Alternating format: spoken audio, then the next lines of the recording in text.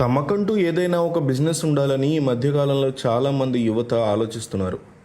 అయితే ఈ కళను ముందుకు తీసుకువెళ్ళడం లేకపోవడానికి ప్రధాన కారణం పెట్టుబడి.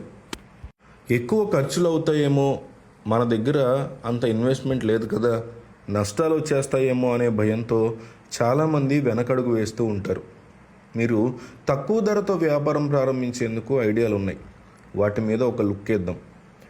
Content creator. సోషల్ మీడియాలో 24 వార్తా న్యూస్ ఛానళ్లతో చాలామందికి అవకాశాలు దొరుకుతున్నాయి.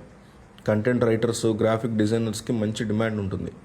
వ్యాపారాలు, మీడియా అవుట్లెట్ల కోసం మంచి కంటెంట్ రూపొందించవచ్చు. అవసరమైతే కొన్ని సంస్థలతో ఒప్పందం చేసుకుని ఫ్రీలాన్సర్లు మీ దగ్గర పని చేయించుకోవచ్చు.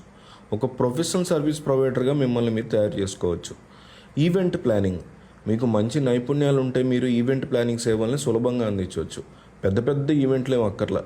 చిన్న చిన్న బర్త్డే ఫంక్షన్లు, లంగావోణి ఫంక్షన్లు, పంచెల ఫంక్షన్లు ఇట్లాంటివి చాలా జరుగుతూ ఉంటాయి ఇళ్లలో. శ్రీమంతం ఫంక్షన్లు, ఇలాంటి చిన్న చిన్న ఈవెంట్ ప్లానింగ్ సేవలు ఇవన్నీ చేసుకోవచ్చు. ఆ తర్వాత హిట్ అయితే వివాహాలు, పుట్టినరోజు పార్టీలు, ఇతర పార్టీలకు వెళ్ళొచ్చు.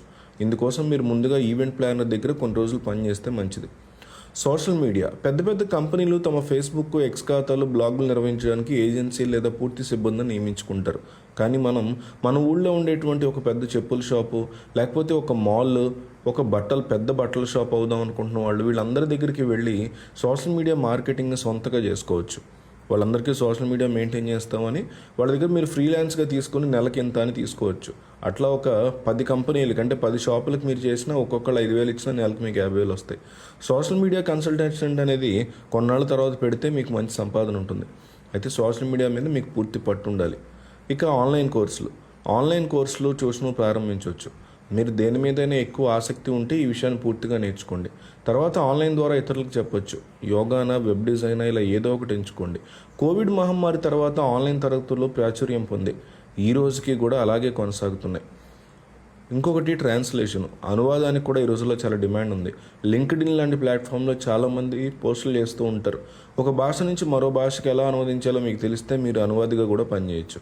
అనువాదికుల డిమాండ్ బాగా పెరుగుతోంది. 2028 నాటికి ఈ రంగంలో 28% వృద్ధిని బ్యూరో ఆఫ్ లేబర్ స్టాటిస్టిక్స్ అంచనా వేసింది.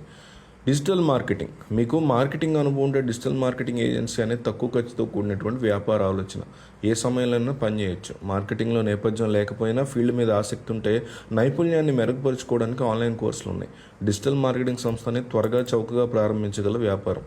ఇక వీడియో ఎడిటింగ్కి ఇటీవల కాలంలో డిమాండ్ ఎక్కువగా ఉంది. ఇన్ఫ్లుయెన్సర్లు, యూట్యూబ్ సెలబ్రిటీలకి తమ వీడియోల కోసం అధిక నాణ్యత వీడియోలను రూపొందించడానికి నైపుణ్యాలు లేదా పరికరాలు లేవు.